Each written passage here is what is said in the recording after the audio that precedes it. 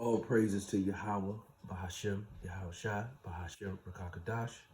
Double honor goes out to the elders and apostles of GMS. Salutations to the hopeful elect.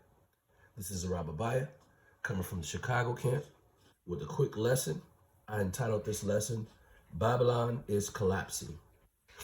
I got a quick video that I got from watching the news. It's talking about Silicon Valley Bank collapsed, and people, they're trying to make provisions for people's money. So it's going down, everything that the Bible is prophesied is happening. This place is, Lord willing, this is it. And we can go and get out of here. I'm a little under the weather, so please bear with me. But I want to play this video real quick, and then I'm going to back it up with scripture. So here we go. Take a look at this. It's going to blow your mind. Banks in America just collapsed. Silicon Valley Bank, which was like the 15th largest bank in America, collapsed after a bank run. I'm not going to lie to you. I never expected a bank run to actually take down a bank in 2023. But it actually happened all within 48 hours. The FDIC is now taking control of the bank as of today and try to sort out all this mess because there's a lot to sort out. I'm going to make a separate video on how the bank actually collapsed and what happened. But let's talk about what's going to happen next. The FDIC is officially taking over as of today. And in their press release, they said that any account that had up to $250,000 are going to have access to their deposits no later than Monday morning. But if you had more than $250,000, then it might take some time for you to get access to your money. Because the FDIC has to sell the assets of Silicon Valley Bank in order to get the cash to give back to the depositors. What's interesting about Silicon Valley Bank is most of their customers are tech startups. As you can imagine, most startup companies probably have more than $250,000 in their business bank account. And if they don't get access to that money right away, then they might not be able to run their day-to-day operations or even make payroll. So the failure of this bank could have a huge ripple effect that we're just starting to figure out. I mean, this is the second largest bank collapse in U.S. history, so this is a pretty big deal. And now people are worried if this is going to lead to more bank failures. I don't think that's the case, but I can definitely see why people are concerned. The story is obviously still developing. I'm sure we're going to learn a lot more in the next few hours, the next few days, and the ripple effects of this stuff is going to be crazy. I'm going to try to do my best to make sense of all this stuff. I'm also going to make a separate video to explain how the bank run happened and how it happened so quickly. It seems to be pretty self-inflicted, so if you are interested to learn more about that stuff, be sure to hit that follow button. One of the biggest banks I'm gonna go straight to scripture. Ecclesiastes chapter 12, verse 3. It says, "In the day when the keepers of the house shall tremble, and the strong man shall bow themselves, and the grinder should cease, because they are few. And those that look out of the window shall be darkened, and the door shall be shut in the streets, where the sound of grinding is low." That means work is low. "And he shall rise up at the voice of the bird early in the morning, and all the daughters of the muscat shall be brought low."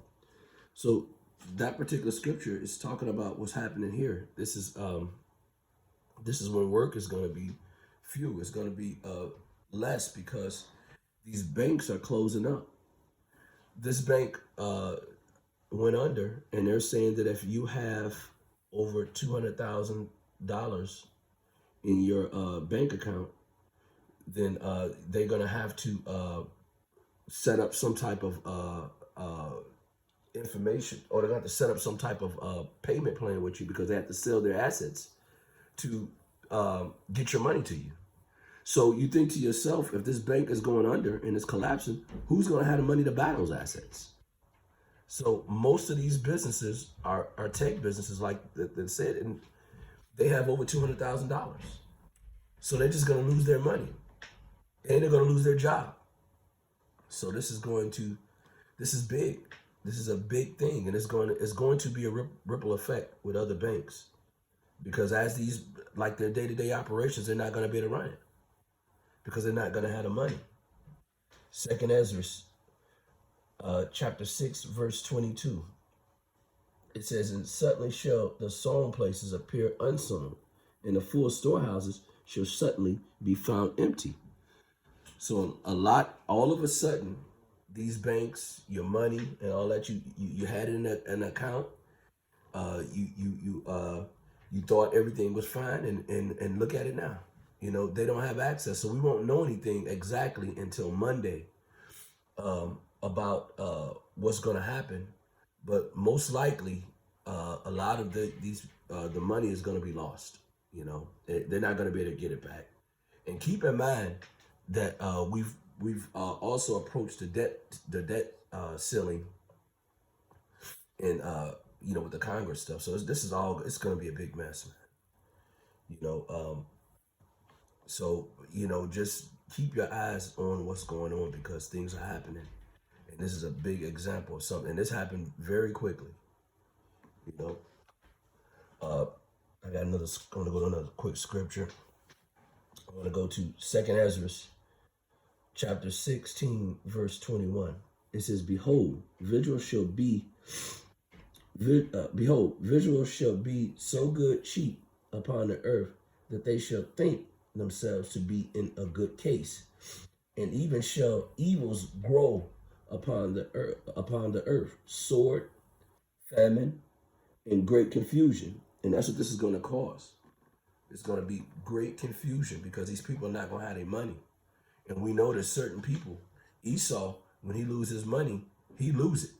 You know, it's nothing for them to, you know, strap up and do some crazy stuff, man.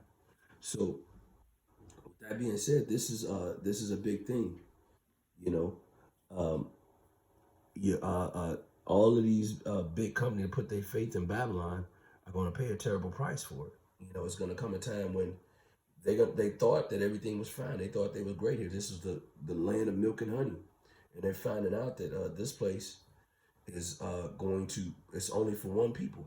The elite is trying to set their new world order in effect, and they don't care who they walk over.